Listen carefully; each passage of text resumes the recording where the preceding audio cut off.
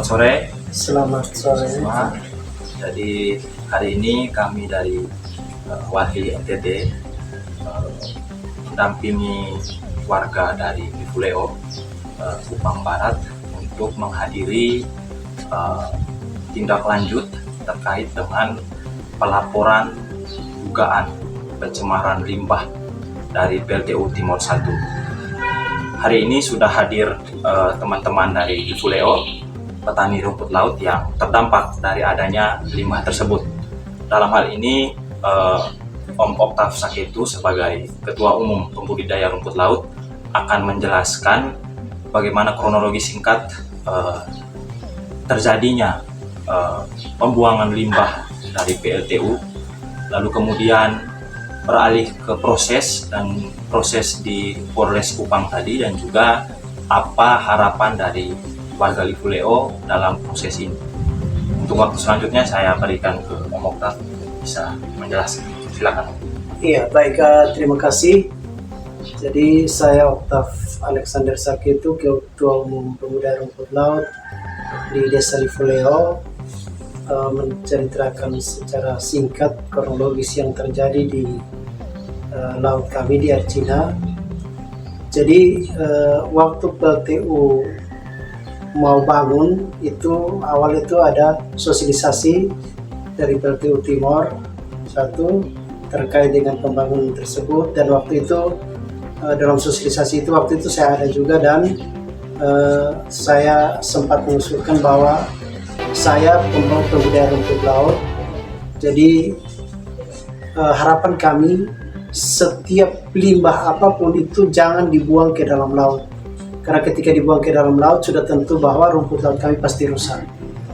Kemudian waktu terus berjalan, PLTU mulai bangun, datang tahun 2023, waktu PLTU beroperasi,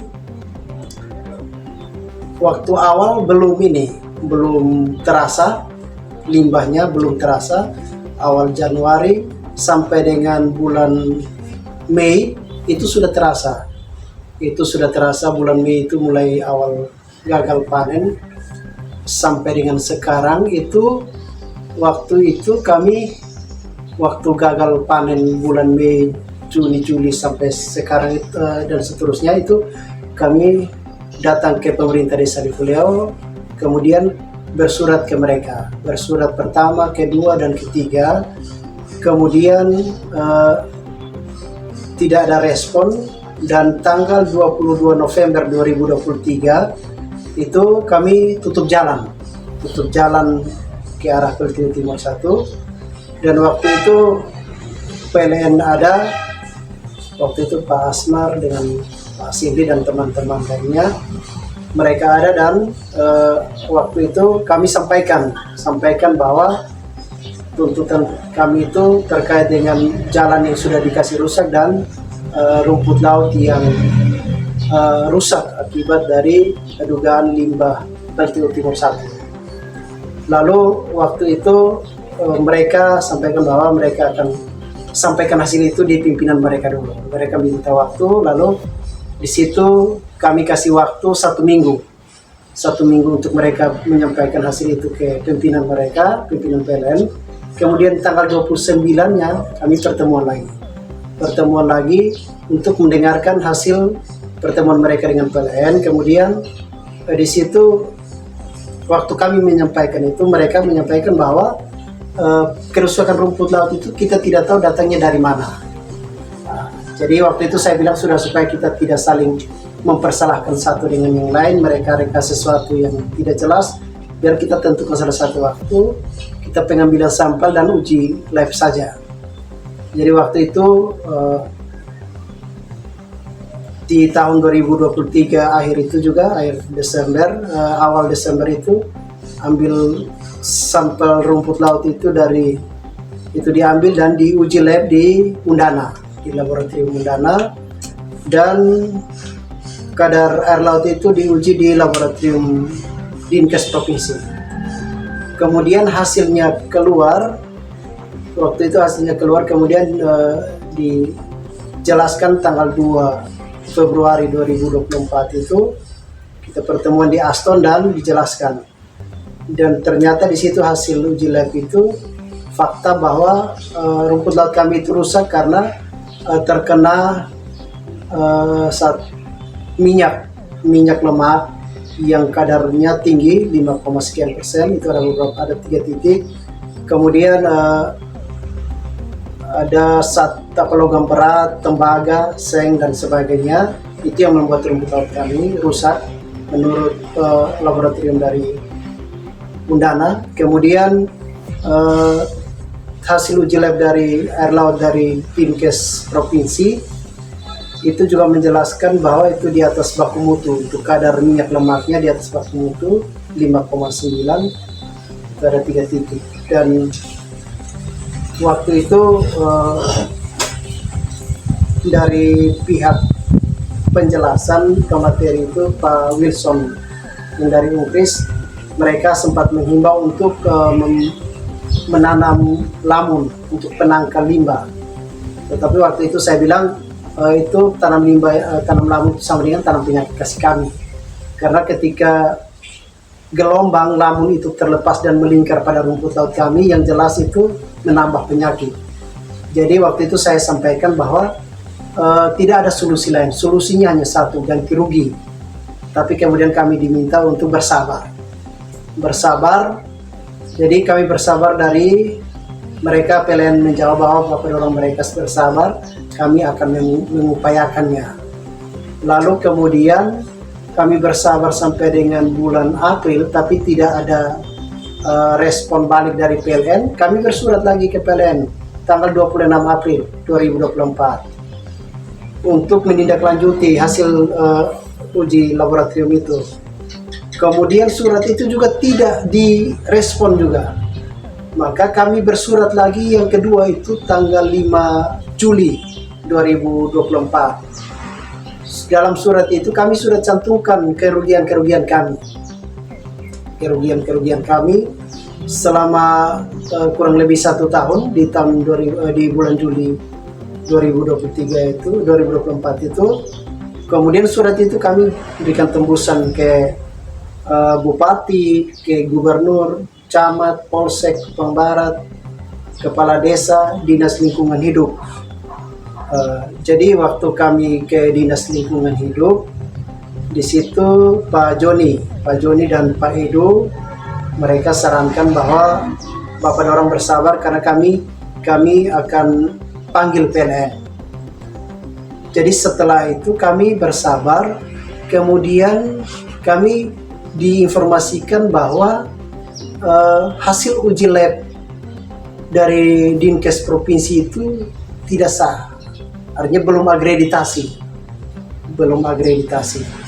Jadi kemudian waktu itu mereka bersepakat untuk pengambilan sampel lagi.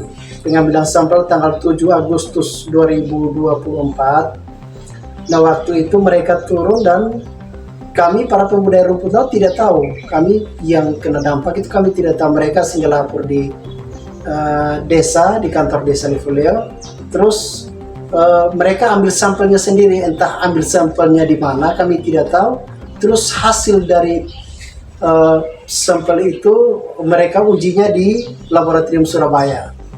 Terus hasilnya keluar itu dia di bawah baku mutu 0,2%. Lalu waktu itu untuk menjelaskan hasil dari Surabaya itu tanggal 16 Oktober 2024, waktu itu di aula kantor camat Kupang Barat, saya sampaikan bahwa betul untuk ukuran baku mutunya dia di bawah baku mutu 0,2%. Tetapi faktanya sudah merusak rumput laut kami. Dan dulu laut kami itu bersih, tidak ada kadar minyak, lemak, logam ataupun tembaga, tidak ada, laut kami bersih. Dan tahun 2022 bahkan sampai 1999 itu kami panen normal. Tetapi datang dengan adanya PLTU Timur 1 beroperasi tahun 2023 sampai sekarang ini, justru itu kami gagal panen. Itu yang membuat kami gagal panen. Dan karena itu bersyukur tanggal 2 Juli 2025 itu Bupati Kupang meresponi surat-surat kami, pengaduan-pengaduan kami, sehingga kami dipertemukan di kantor Bupati. Kami dipertemukan tanggal 2 Juli 2025 di kantor Bupati, dan waktu itu Pak Bupati sempat bertanya ke pihak PLN, ke manajernya, dan waktu itu awalnya Pak manajer itu menyangkal bahwa tidak ada limbah yang dibuang ke dalam laut. Tetapi pada akhirnya Pak Bupati menyuruh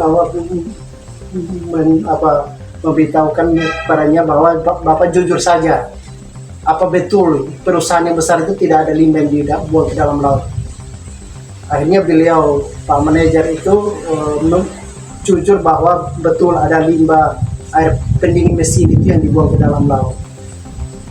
Dan waktu itu Pak Bupati menyarankan ke PLN untuk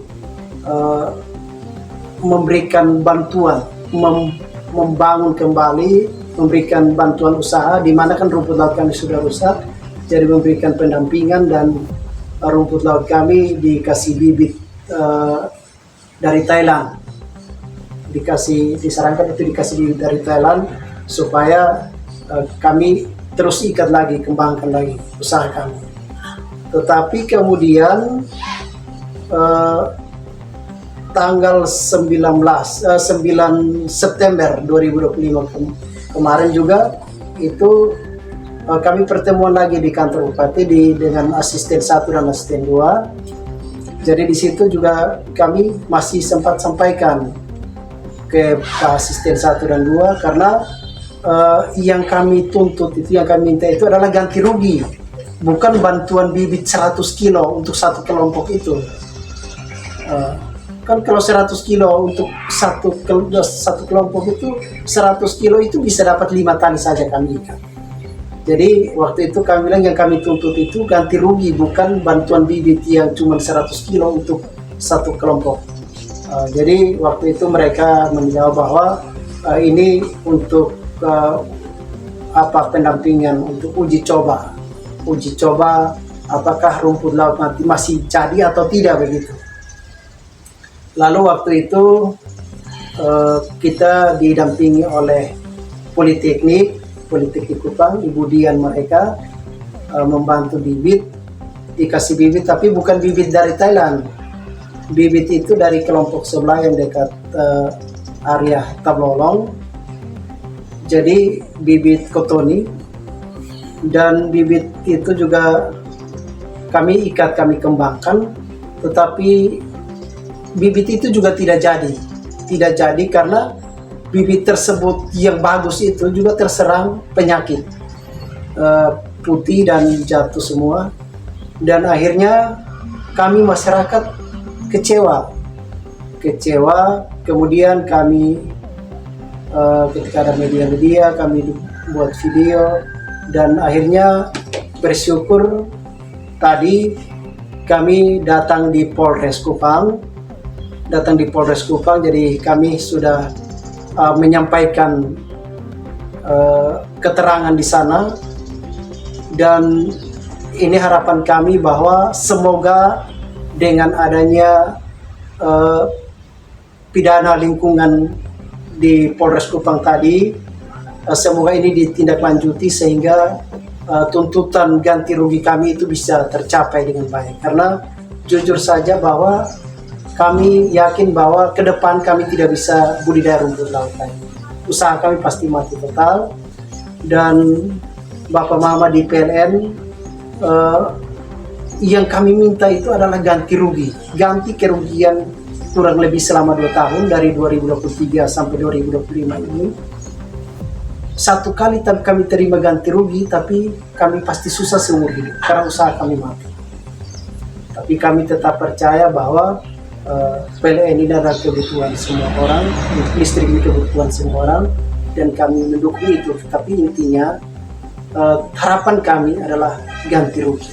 Mungkin dari kami Pemuda Rumput Laut untuk sementara seperti itu. Terima kasih. Oke, mungkin seperti itu proses yang sudah dijalani oleh warga Livuleo, dalam hal ini sebagai korban terdampak dari adanya dugaan pembuangan limbah PLTU Timor 1 di perairan Waisina. Iya. Mungkin ada yang lain? Pas. Jadi mungkin saya tambahkan sedikit, kemarin itu kita sempat sharing terkait dengan limbah air pendingin mesin itu, karena itu suhu panasnya masih tinggi. Kenapa saya bilang masih tinggi? Sekitar 31 atau 30 berapa itu. Jadi justru suhu itu dan kadar minyaknya mematikan terumbu karang di area PLTU Timor 1 itu. Terumbu karang kurang lebih 1 hektar itu mati total. Padahal tahun 2022 ke bawah sebelum PLTU operasi, terumbu karang di area barat itu tumbuhnya sangat bagus sekali. Dan waktu itu saya bilang ke mereka, terumbu karang yang batu saja mati, apakah lagi rumput laut kami yang cuma pembekuan air. Itu yang jelas mati total. Jadi itu sudah harapan kami. Jujur saja bahwa kami kurang lebih 2 tahun kami menderita. Kami susah sekali dengan tidak mau harus bekerja apa untuk menjamin kebutuhan hidup sehari-hari. Sedangkan kalau rumput laut kami jadi, kami bisa bangun rumah, bisa beli motor, mobil, bisa kasih sekolah anak. Kebutuhan hidup kami terjamin. Tapi dengan adanya pembangunan itu, pencemaran limbah itu, rumput laut kami mati dan kami susah sampai dengan sekarang. Mungkin untuk sementara. Oke, baik. Terima kasih Bapak Oktav Santiago sebagai Ketua Pembudidaya Rumput Laut yang juga korban dari adanya limbah PLTU Timor 1. Kami dari Wali NTT juga memiliki beberapa catatan terkait dengan pembuangan limbah PLTU Timor 1 ini. Yang pertama, dalam catatan kami, aktivitas PLTU Timor 1 itu sudah melanggar Pasal 88 Undang-Undang Nomor 32 Tahun 2009 tentang Perlindungan Pengelolaan Lingkungan Hidup, yang mana dalam salah satu pasalnya mengatur soal strike liability atau tanggung jawab mutlak. Nah, pasal ini sebenarnya menegaskan bahwa aktivitas sebuah perusahaan, sebuah korporasi besar yang kemudian menanamkan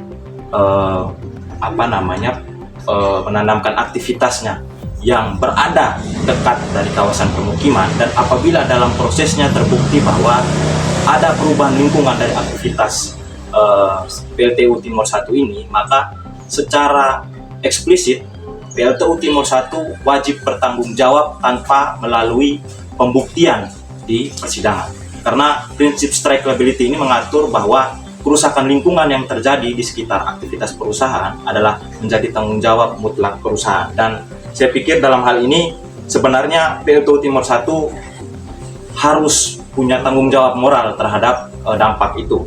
Lalu yang kedua terkait dengan pelanggaran berikut, bahwa di dalam Peraturan Presiden Nomor 51 Tahun 2016 tentang batas sempadan pantai, posisi PLTU Timor 1 sudah melanggar sebagaimana yang diatur bahwa bangunan berskala besar pun harus berada jauh dari radius 0 dari titik permukaan tertinggi ke 100 meter. Nah, dalam praktiknya bangunan ini malah hampir bersentuhan langsung dengan bibir pantai. Dan ini menurut kami sudah menyalahi prinsip yang sebenarnya diatur di dalam Peraturan Presiden ini sendiri. Lalu yang berikut, kami juga membantah klaim PLN bahwa limbah yang dibuang itu tidak berbahaya. Faktanya, fenomena ini sering disebut sebagai thermal discharge. Nah, fenomena ini seringkali juga didapati di wilayah lain, bahwa limbah hasil dari aktivitas PLTU itu justru menimbulkan kerusakan di lingkungan. Dan salah satu faktor yang menjadi penyebab terjadinya kerusakan itu adalah aktivitas pembuangan yang terus-menerus dan juga tidak ada proses sterilisasi di dalam aktivitas PLTU itu sendiri. Sehingga kami dari Wahli juga bersama dengan warga Livuleo dalam hal ini sebagai korban terdampak, yaitu petani rumput laut, kami akan mengawal terus proses hukum ini, dan juga kami berharap aparat penegak hukum yang sedang berproses agar kiranya hasil yang akan kami terima nantinya bisa memuaskan dan juga bisa memenuhi harapan teman-teman dari Livuleo. dan kami juga akan menegaskan sikap kami bahwa kami akan terus mengawal proses ini dan kami akan terus membersamai warga Ifuleo dalam memperjuangkan hak atas lingkungan hidup yang baik dan sehat. Terima kasih, selamat sore. Mungkin saya tambahkan sedikit, baik dari saya atas nama Pemuda Rumput Laut mengucapkan banyak terima kasih kepada Walhi NTT di mana sudah mendukung kami dalam berbagai hal, dan harapan kami ke depan terus mendampingi kami dalam proses pidana ataupun perdata. Terima kasih banyak kepada direktur dan semua jajaran yang ada.